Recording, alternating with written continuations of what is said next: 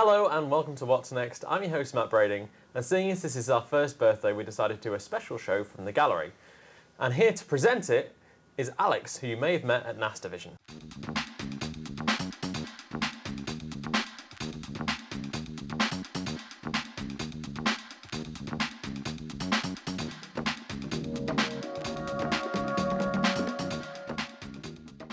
Thank you, Matt. Friday the 1st was the show's 1-year anniversary.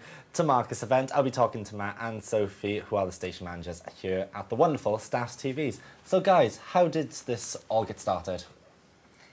Basically, it was just a question of me and Matt wanting more experience in the studio, and because there wasn't actually anything in place to provide that, we just decided to do it ourselves, I guess. Yeah, it was one of those things where we looked around and we tried to work with different people to see if we could make something happen, but in the end it turned out it's just the best thing to do is to go out and do it yourself, and that's what we've learned, and we've had sort of fun making it. So Definitely. And how has the show evolved since it's been started last year? Oh, just to quickly point out, we're actually in the gallery here, so you've got Luke in the background. This is generally where we direct the show. Sorry. How the show has evolved. Well, initially, the show was just a small segment with it's a 10-minute show with interview and review on green screen. And this year it's a double, and there's like multiple other sections that we just added in to make it snappier, including the performance section at the end. Yeah, I mean, when we finished the first series, we were trying to think to ourselves, what would we change now based on what we've learned? Because to start with, having a simple show was difficult enough because we hadn't ever done anything like it before. But what we found is because there was so little content in it, it was really dull to stretch it out over 10 minutes. So this year we tried to ram as much content in as we can. And we've made it live, which was a huge change compared to last year, because last year we would record 4 attempts at it and take whatever's best. And by the 4th, everyone would be really bored. Like, I'd be doing interviews and I wouldn't care about it and the guests wouldn't care about it. But this year, it's exciting because at 8 o'clock we have to go live regardless. So that's been the biggest change, I think, so far. And we did keep like film, music and games. We tried to keep the same branding, that sort of thing.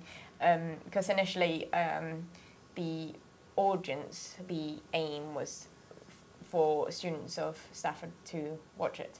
And here, people studying film, music and games, so it was quite easy to, at the same time, educate, bring information that would interest them, like reviews, but also entertain because of the nature of the 3 themes. So we tried to use it as best we could. There you go. Thank you, guys. We're now going to have a look at the members' thoughts on their experience in studio. A group of students from all different years have gotten together and decided that they wanted to produce a series of programmes based, on the arts, covering films, music and games.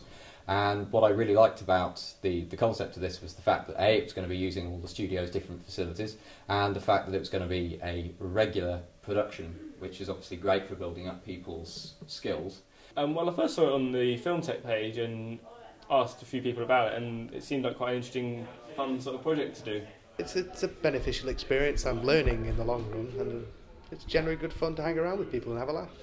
It's a nice way to spend your Wednesday evenings. It's a nice way to make friends and get used to the equipment. It's great that students are doing this all themselves, and it just provides such a good experience for the actual studio environment, so definitely keep checking the YouTube channel for the next shows. Being a first year, I would have thought that I wouldn't have been able to use the studio in the first place. It's not as scary as properly going out there and doing it for real, but it still gives you the appropriate experience.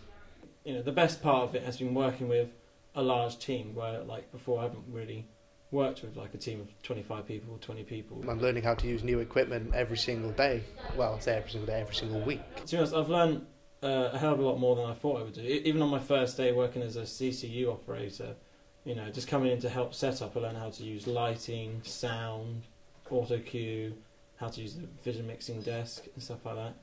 In terms of the favourite bits, I'd say putting together the programme and then seeing the programme at the end of it and seeing that it's a full programme. It runs, so it's just that sort of feeling that you've worked on something which is actually pretty good. Yeah, it's been really good. Yeah.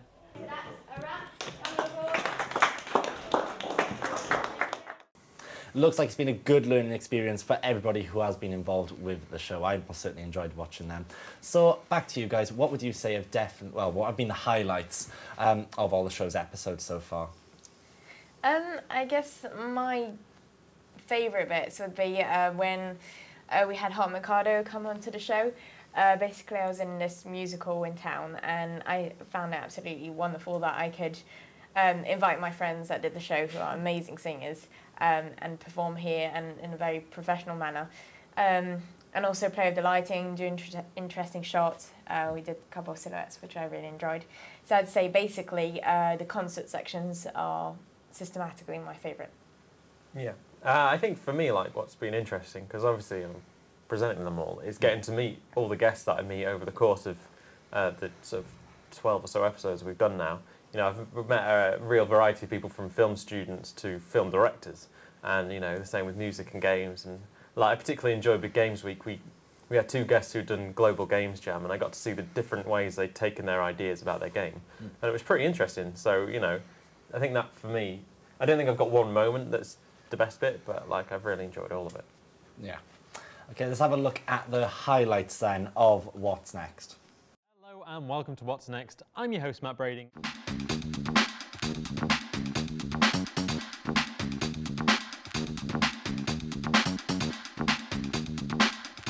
For example, if you were moving backwards, you'd be zooming forwards. The package is worth the money for people wanting to create music on the go.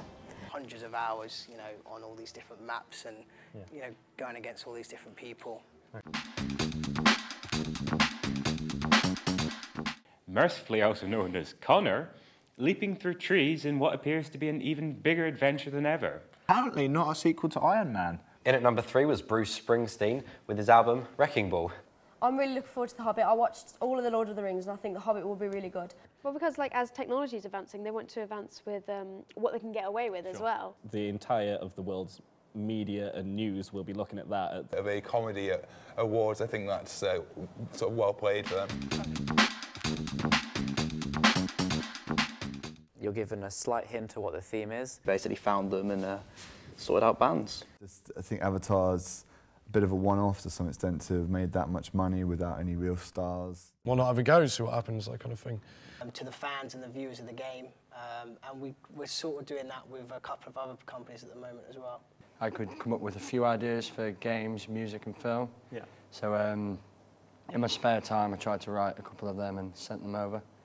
This was actually done for Visit Scotland and the Forestry Commission in Scotland, and what they really wanted to capture was something that had a bit of a viral capacity to it. Whole studio which we set up in the centre of town.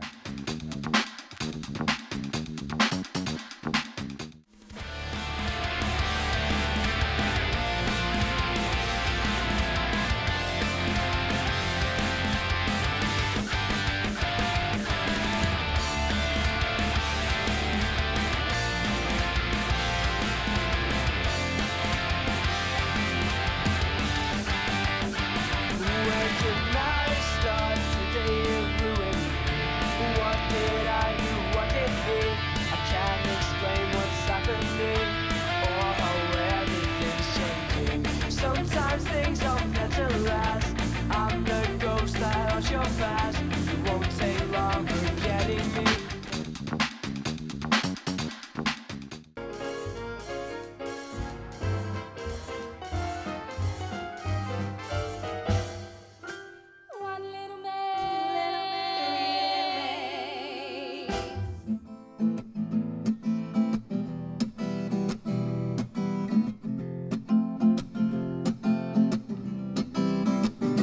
Would you run, run, run away with me? Find a cozy place down by the sea. They've all been messed up lives. Bring me back to you. This is all I said. All the things you said before to get you out my head.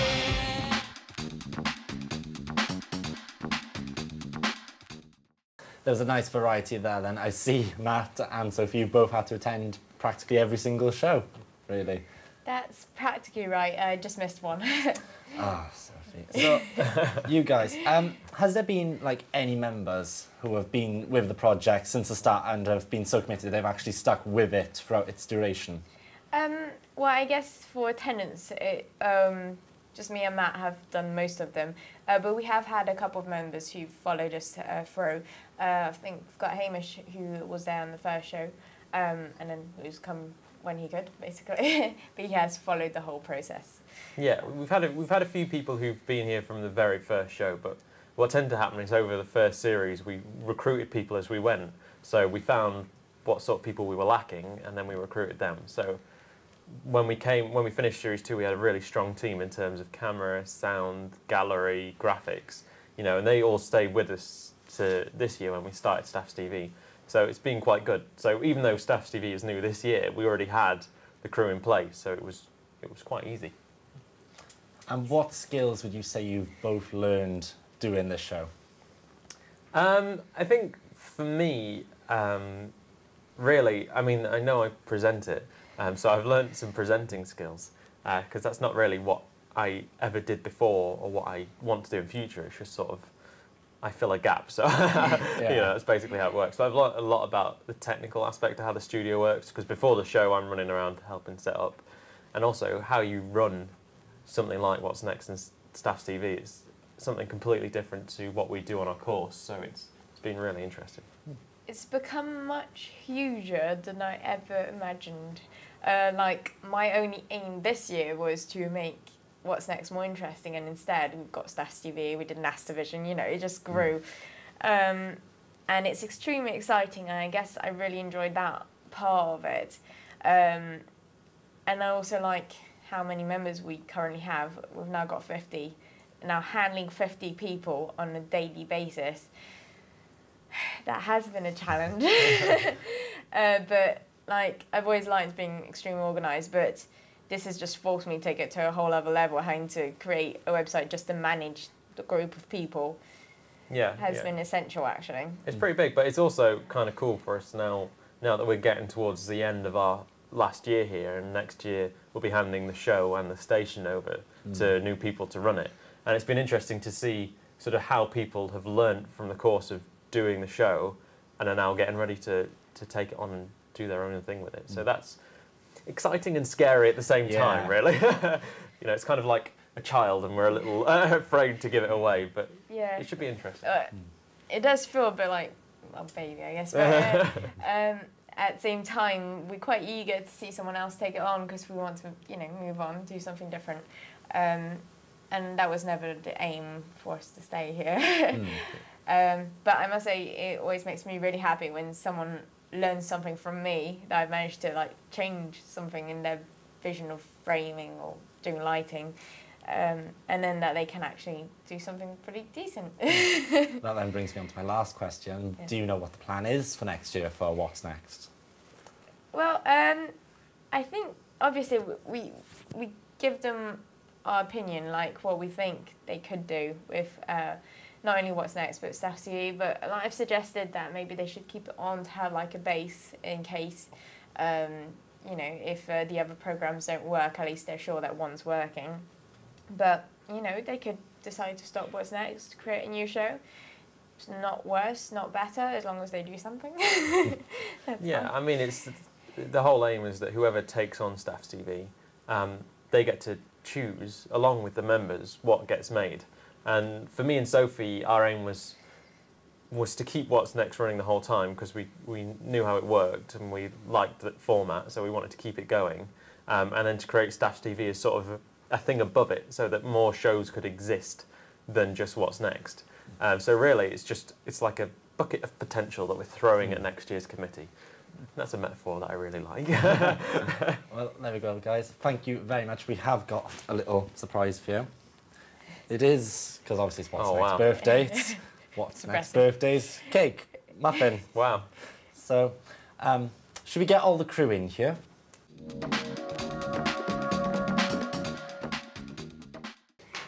One, two, three. There we go. And I reckon that we all need to... Oh, there we go. You can have the cake. Thank you very much. Before I eat it. Right. Are we all ready, crew? Okay. 3, 2, 1. Happy birthday, What's Next?